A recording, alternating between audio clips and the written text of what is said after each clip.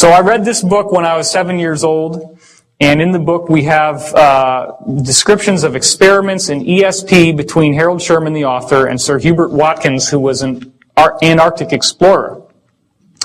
They documented some fantastic telepathy experiments. In one case, Sherman is sitting there in his room in L.A., and he's tuning into Watkins, and he gets this pain in his head, and it hurts a lot. And so he writes down, okay, pain in the head. When we correspond that to what Watkins' journal said at the same time, all the people in his Antarctic expedition team were bumping into this stovepipe that had fallen down with a sharp edge, and they were actually lacerating their head, the skull. Hit bleeding from that, and he was feeling the pain. Just like I said, there's an energetic transmission of the pain. Well, after Watkins died, the telepathy continued, because they were so much in affinity with each other that he could recognize Watkins when he spoke. So Watkins is describing in some of these readings, I guess you could call them, what it took for him to get into Sherman's mind. And he said there was a nested set of spheres that he had to go through.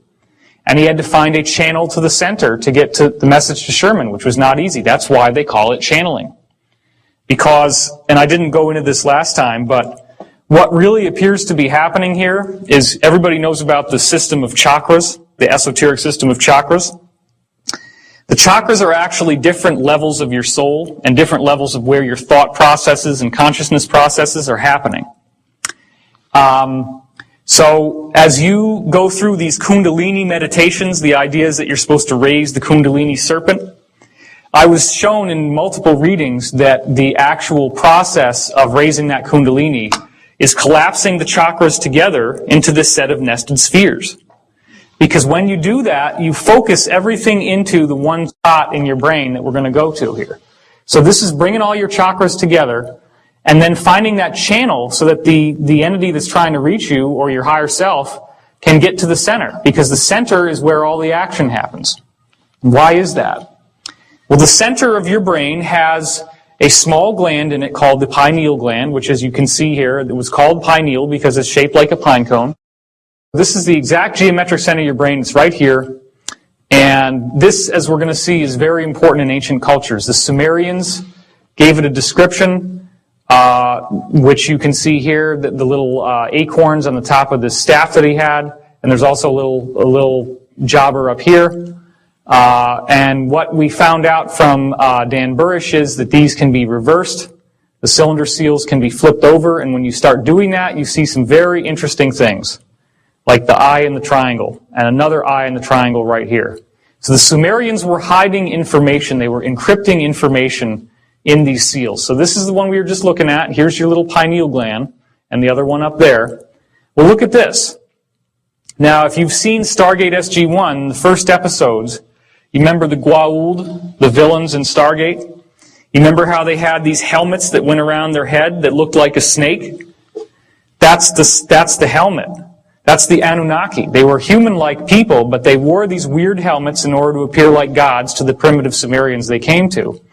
And this is how they encoded the secret of what they really looked like inside this image right here. It only works when you put a mirror image on it. But then you also see he's holding all these pineal gland staffs, and he's got this seal over his head, and more symbols here. But it gets a lot more direct as we go on, and you're going to start wondering to yourself, why in the world are all these cultures focusing on the pine cone? This is Osiris, the lord of the underworld in Egyptian mythology. This is his staff, which, as we now know, this is the raising Kundalini, the serpent, but it also represents DNA. And there on the top, as the Kundalini rises, what are they looking at? They're looking at the pine cone. That's the junction point where all this energy comes together. Now, King Tut has this Kundalini serpent actually going through his head. That's a symbol that they gave, that the pineal is fully activated, that your chakras have now all turned into that nested set of spheres, and that access from the higher realms is moving directly through your head. And they believed he had that. Whether he did or not, we don't know. Here's the Babylonian god Tammuz, and as you can see, he's holding a pine cone. So once again, he's a very powerful god from that tradition, and you're seeing the same type of symbolism coming through. Then you go over into Hinduism, the goddess Shiva. the goddess of destruction, the breaking down of the old to purify the way for the new.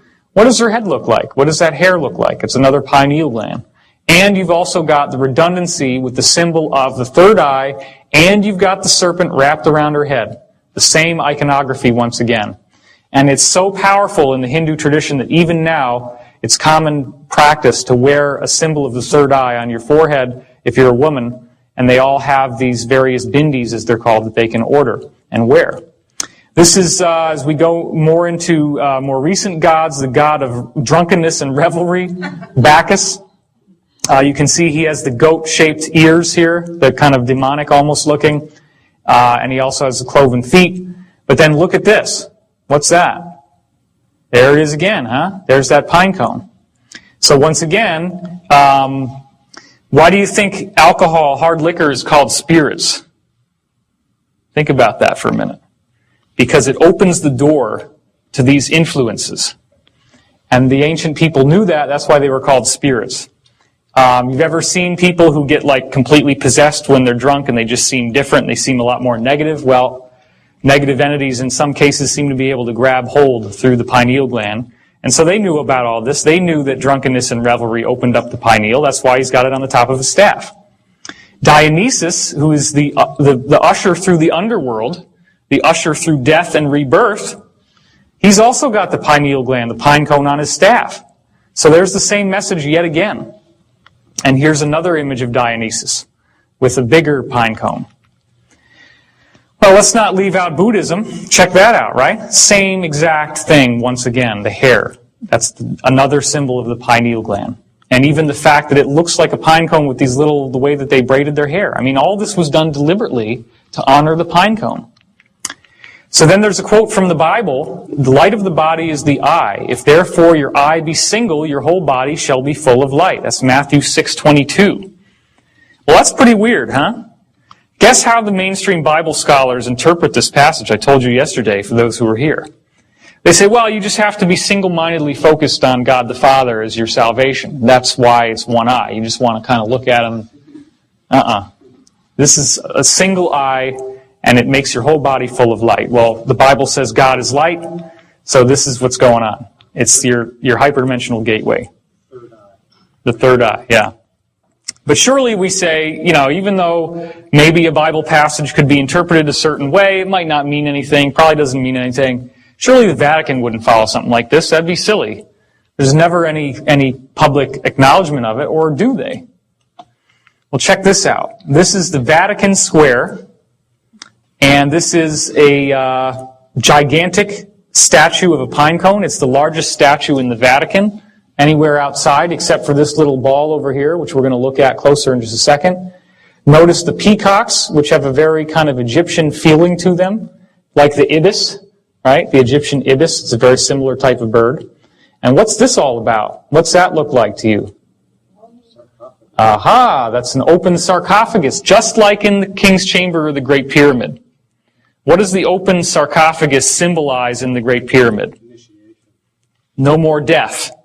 The transition into spiritual life, okay? So, this all has to do with, I'm going to start walking a little bit. This all has to do with the knowledge of the higher forces, the sacred geometry. All this stuff focuses on the pineal gland, the pine cone. Now,